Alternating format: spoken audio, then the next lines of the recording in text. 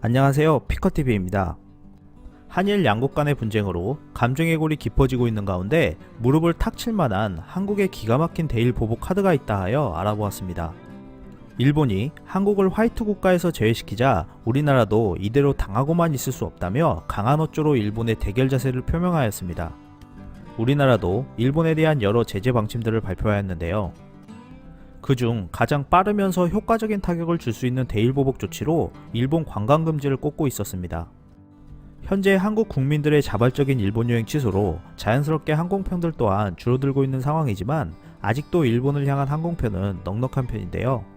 한국 관광객은 일본 중소도시 등 구석구석까지 여행하였기 때문에 한국 기업들이 운영하는 항공편 노선도 많았습니다. 하지만 일본 기업들이 운영하는 한일 노선은 많지 않았는데요. 1200편 이상의 한일 노선 중 90%를 한국 항공사가 차지하고 있는 상황에서 잇따라 노선이 축소된다면 일본 관광 산업에도 적지 않은 타격이 갈 것으로 예측하고 있습니다. 이러한 노선들은 한국인만 이용하고 있었던 것이 아니라 세계 각국의 관광객들도 이용하는 경우가 많았습니다. 최근 도마에 올려놓은 대일보복 카드 중 하나가 1년 후에 예정된 도쿄올림픽에 협조하지 않는 것이라는데요. 대부분의 나라들은 한국처럼 일본 관광 수요가 많지 않아서 주요 도시 노선만 운영하는 경우가 많고 중소도시까지 가려면 한국에서 한국 항공사들로 환승해야 하는 경우가 많았다고 합니다. 대한항공과 아시아나항공 등 대기업뿐만 아니라 LCC항공을 포함한 한국 항공사들이 김포국제공항과 인천국제공항, 부산 제주도 등 다양한 노선에서 일본으로 환송할 수 없는 상황이 일어난다면 일본 관광산업에 더 큰 타격이 발생할 것으로 예측하고 있는 것인데요.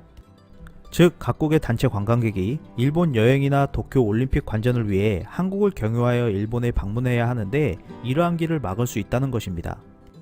이러한 조치들은 올림픽 개최 전부터 발동할 가능성이 충분히 있다는 것인데요. 일본이 한국인 관광객 감소로 중국 및 다른 나라 여행객을 받겠다고 발표한 상황에서 항공길이 막힌다면 큰 효과를 거두기는 힘들 것으로 예측하고 있습니다.